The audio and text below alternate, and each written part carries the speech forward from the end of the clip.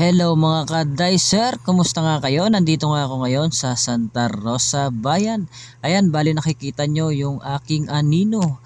At yung aking anino ang nagbablog at nauuna. Bali ako nga yung taga-video niya. Kaya nakikita nyo yung anino ko dyan na nauuna. Bali ito nga yung way papunta sa Pure Gold Santa Rosa Bayan. Dahil dun nga ako magpe-first outlet ang aking first rota na ginagawa araw-araw.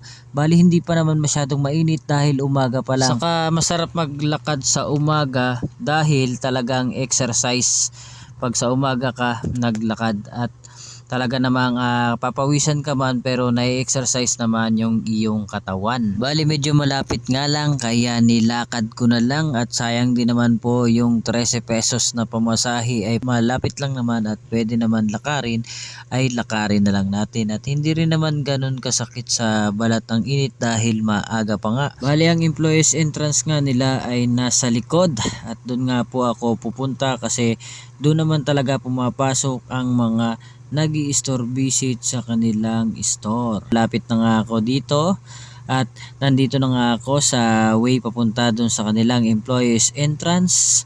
Yung mga employees entrance, mga nagdi-deliver ay nandito rin ang kanilang receiving. Yun na nga, kaya nga ako pumunta dito dahil day off ang isang merchandiser at yung isa naman ay closing pa, papapasok at mamaya pa ang pasok niya, kaya bali ako muna yung tatao dito sa tindahan na ito.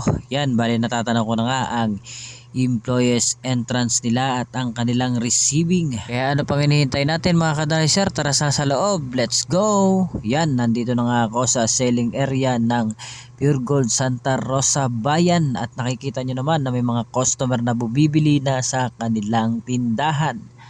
Bali ang tindahan ngang ito ay dating budget lane na ngayon ay nabili na ni Pure Gold at nirenovate niya at ngayon ay makikita nyo na napakaganda ng Pure Gold na ito dahil malinis, saka malaki, saka malawak talaga yung gagalawan ng isang mamimili, saka kompleto po yung mga bibili nyo dito sa Pure Gold Santa Rosa Bayan na kahit na sobrang init ng panahon ay pwedeng ka dito dahil nga napakalamig ng kanilang aircon. Bali ang gagawin ko nga dito ay mag-display at syempre magpaipo ng stocks, tingnan ba kung meron ng mga expired na, baka hindi ko namamalayan na meron palang mga near X na dito si dicer. Bali mamaya pa nga papasok yung isang dicer nila dahil closing at yung isa naman po ay day off kaya nandito ako ngayon sa Pure Gold na ito.